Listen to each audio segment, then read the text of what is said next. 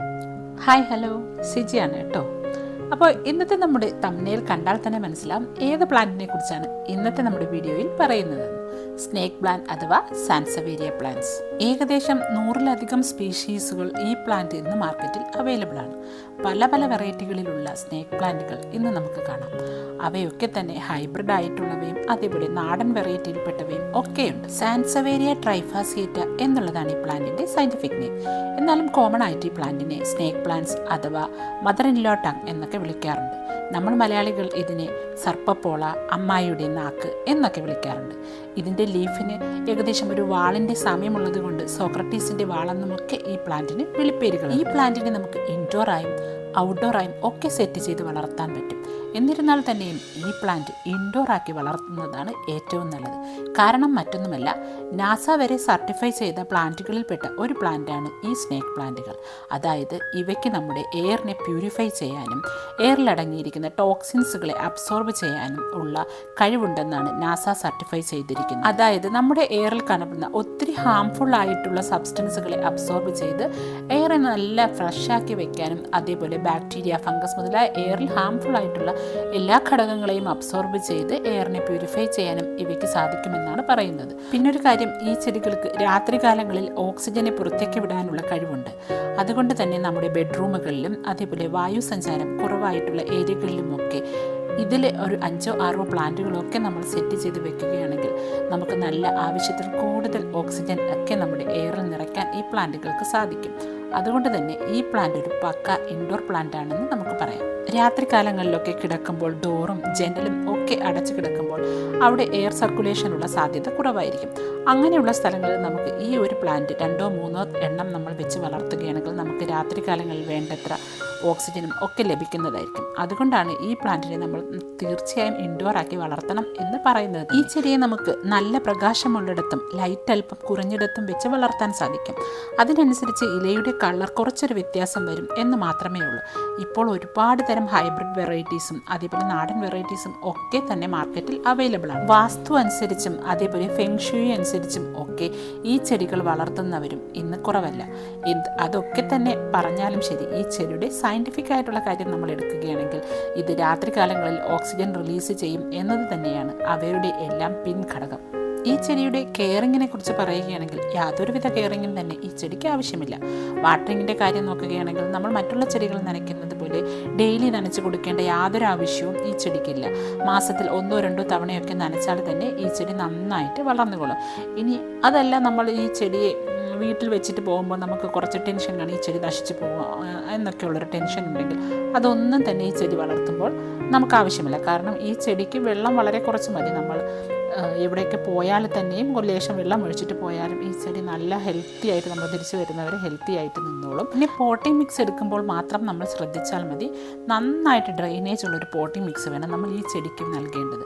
അതായത് നമ്മൾ ഈ ചെടി നട്ടതിന് ശേഷം വെള്ളം ഒഴിച്ച് നോക്കിയാൽ നമുക്ക് മനസ്സിലാവും, നമ്മൾ ഒഴിക്കുമ്പോൾ തന്നെ ഈ വെള്ളം താഴെ പോട്ടിൻ്റെ അടിയിൽ കൂടെ പുറത്തേക്ക് പോകണം. അങ്ങനെ അത്രത്തോളം ഡ്രെയിനേജ് ഉള്ള ഒരു പോട്ടിൽ വേണം നമ്മൾ ഈ ചെടി നട്ട് കൊടുക്കാൻ. എങ്കിൽ ഇത് നല്ല ഹെൽത്തി ആയിട്ട് ഈ ചെടി വളർന്നു. പിന്നെ ഫെർട്ടിലൈസേഷൻ്റെ കാര്യം പറയുകയാണെങ്കിൽ പ്രത്യേകിച്ച് ഫെർട്ടിലൈസേഷൻ്റെ ആവശ്യമൊന്നുമില്ല. എങ്കിൽ തന്നെയും നമ്മൾ മറ്റുള്ള ചെടികൾക്കൊക്കെ കൊടുക്കുന്ന അത്രത്തോളം ഫെർട്ടിലൈസർ ഒന്നും തന്നെ വേണ്ടെങ്കിലും നമ്മൾ വല്ലപ്പോഴുമൊക്കെ ഏതെങ്കിലും ഒരു ലിക്വിഡ് ഫെർട്ടിലൈസറൊക്കെ നൽകുകയാണെങ്കിൽ പുതിയ പുതിയ തൈകളൊക്കെ പെട്ടെന്ന് തന്നെ ഈ ചെടിയിൽ ഉണ്ടായി കിട്ടും. ഇന്നിപ്പോൾ മാർക്കറ്റിൽ ഒരുപാട് തരം ഹൈബ്രിഡ് വെറൈറ്റീസിലുള്ള സാൻസവേരിയ പ്ലാന്റുകൾ അവൈലബിൾ ആണ്. അതായത് സാൻസവേരിയ ട്വിസ്റ്റ്, ഗോൾഡൻ ഹാൻഡ് ഹേ, ബ്ലാക്ക് ഗോൾഡ്, സിലിഡ്രിക്ക, ബാൻഡിൽ സെൻസേഷൻ, മൂൺഷൈൻ, ക്ലിയോപാട്ര എന്ന് വേണ്ട പല പല പേരുകളിൽ ഇന്ന് ഈ സാൻസവേരിയ പ്ലാന്റുകളുണ്ട്. അപ്പോൾ നമ്മൾ വലിയ വലിയ നഴ്സറികളിലൊക്കെ ചെല്ലുകയാണെങ്കിൽ നമുക്ക് കാണാം ഒത്തിരി വെറൈറ്റീസിലുള്ള സാൻസവേരിയ പ്ലാന്റുകൾ കാണും. അവയൊക്കെ തന്നെ അതുപോലെ തൊട്ടാൽ പൊള്ളുന്ന വിലയുമായിരിക്കും. അങ്ങനെ പ്രത്യേകിച്ച് കീടശല്യങ്ങളൊന്നും തന്നെ ഉണ്ടാകാറില്ല എന്നുള്ളതാണ് ഈ ചെടിയുടെ ഒരു അഡ്വാൻറ്റേജ്. അതുകൊണ്ട് തന്നെ ഇന്ന് ഈ പ്ലാന്റുകളുടെ ഹൈബ്രിഡ് വെറൈറ്റീസ് കളക്ഷൻ ചെയ്യുന്നവർ തന്നെ ഒത്തിരി പേരുണ്ട്. അതായത് പ്ലാന്റുകളെയും ചെടികളെയും ഒക്കെ ഇഷ്ടപ്പെടുന്നവർക്ക് ഇതൊരു ഹോബിയാണ്. പലതരത്തിലുള്ള സാൻസവേരിയ പ്ലാന്റുകളുടെ കളക്ഷൻ അതൊരു ക്രെഡിറ്റ് തന്നെയല്ലേ. അപ്പോൾ അങ്ങനെ കളക്ട് ചെയ്യുന്ന ഒത്തിരി ആളുകളുമുണ്ട്. അതുപോലെ ഇതിന് ഒത്തിരി റേറ്റൊക്കെ കൊടുത്ത് നമ്മൾ വാങ്ങിക്കൊണ്ട് വരുമ്പോൾ നമ്മൾ കരുതും ഈ ചെടിയുടെ ലീഫൊക്കെ എടുത്തു വെച്ച് നമുക്ക് പുതിയ പ്ലാന്റൊക്കെ പ്രൊപ്പഗേറ്റ് ചെയ്തെടുക്കാമെന്ന്. പക്ഷേ അത് നമ്മൾ വിചാരിക്കുന്ന തെറ്റായ ഒരു കാര്യമാണ്. അതായത് നല്ല ഹൈബ്രിഡ് ആയിട്ടുള്ള വെറൈറ്റിയിൽപ്പെട്ട പ്ലാന്റ്സുകൾ, ഇതുപോലെയുള്ള ഹൈബ്രിഡ് വെറൈറ്റിയിൽപ്പെട്ട സ്നേക്ക് പ്ലാന്റുകളെ നമ്മൾ അതിൻ്റെ ലീഫ് പ്രൊപ്പഗേറ്റ് ചെയ്ത് കഴിഞ്ഞാൽ ഒരു 90% പ്ലാന്റും ഉണ്ടാകുന്നത് അതിൻ്റെ ഹൈബ്രിഡ് വെറൈറ്റീസ് ആയിരിക്കില്ല. മറിച്ചൊരു നാടൻ, ഒരു ഡാർക്ക് ഗ്രീൻ കളറിലൊക്കെയുള്ള ഒരു നാടൻ വെറൈറ്റീസിലായിരിക്കും അവ കാണപ്പെടുന്നത്. അപ്പോൾ നമുക്ക് ഹൈബ്രിഡ് വെറൈറ്റീസിലുള്ള ആ ഒരു സെയിം പ്ലാന്റ് തന്നെ കിട്ടണമെങ്കിൽ നമ്മൾ വെയിറ്റ് ചെയ്യണം. എന്നിട്ട് അതിൽ നിന്നും ഉണ്ടാകുന്ന പുതിയ തൈകൾ സെപ്പറേറ്റ് ചെയ്ത് നട്ടാൽ മാത്രമേ നമുക്ക് കൂടുതൽ അതേ മദർ പ്ലാന്റിൻ്റെ അതേ ഗുണങ്ങളോട് കൂടിയ ഒരു പ്ലാന്റിനെ നമുക്ക് കിട്ടത്തുള്ളൂ. ഇതിപ്പോൾ ഇവിടെ ഇതുപോലെ അതിൻ്റെ ഒരു ലീഫ് കട്ടിങ്സ് വെച്ച് നമ്മൾ പ്ലാന്റ് നട്ട് വെച്ച് നോക്കിയാൽ നമുക്ക് മനസ്സിലാവും പുതിയ തൈകൾ നമുക്ക് എളുപ്പത്തിലുണ്ടാകും. പക്ഷേ അവ ഉണ്ടാകുന്നത് ഒരിക്കലും അതിൻ്റെ മദർ പ്ലാന്റിൻ്റെ എക്സാക്റ്റ് ഗുണങ്ങളോട് കൂടിയവ ആയിരിക്കില്ല.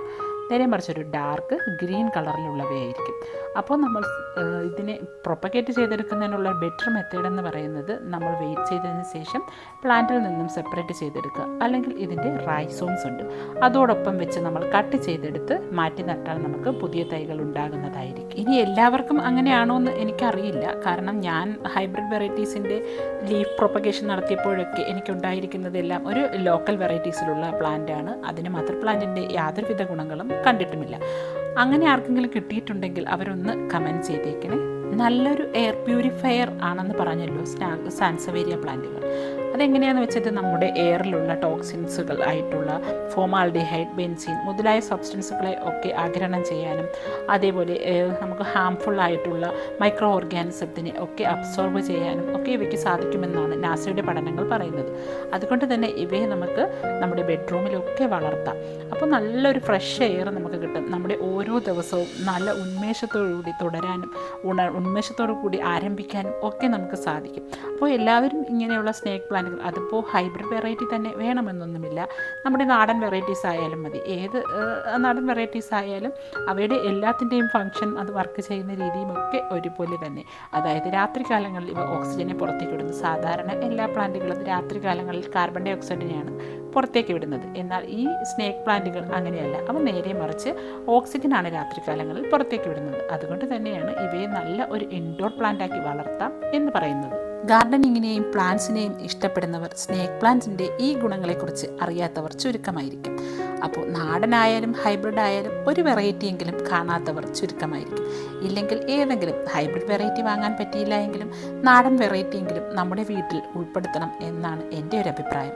അപ്പോൾ സ്നേക്ക് പ്ലാൻ അഥവാ സാൻസവേരിയ പ്ലാൻ, പിന്നെ അമ്മായിയുടെ നാക്ക്, ഇനി മരുമോൾക്ക് നാക്കില്ലേ എന്നാരും ചോദിക്കേണ്ട, മരുമോൾക്കും നാക്കുണ്ട്. പക്ഷേ എന്താണെന്നറിയില്ല, ഈ ചെടിക്ക് പേര് തന്നെ മദർ ഇൻ ലോ ടങ് എന്നാണ്. അപ്പോൾ ഈ ചെടിയെക്കുറിച്ചുള്ള വീഡിയോ ഇഷ്ടമായെങ്കിൽ തീർച്ചയായും ലൈക്കും സബ്സ്ക്രൈബും ഷെയറും ചെയ്യാൻ മറക്കണ്ട. Bye from Siji Nijas.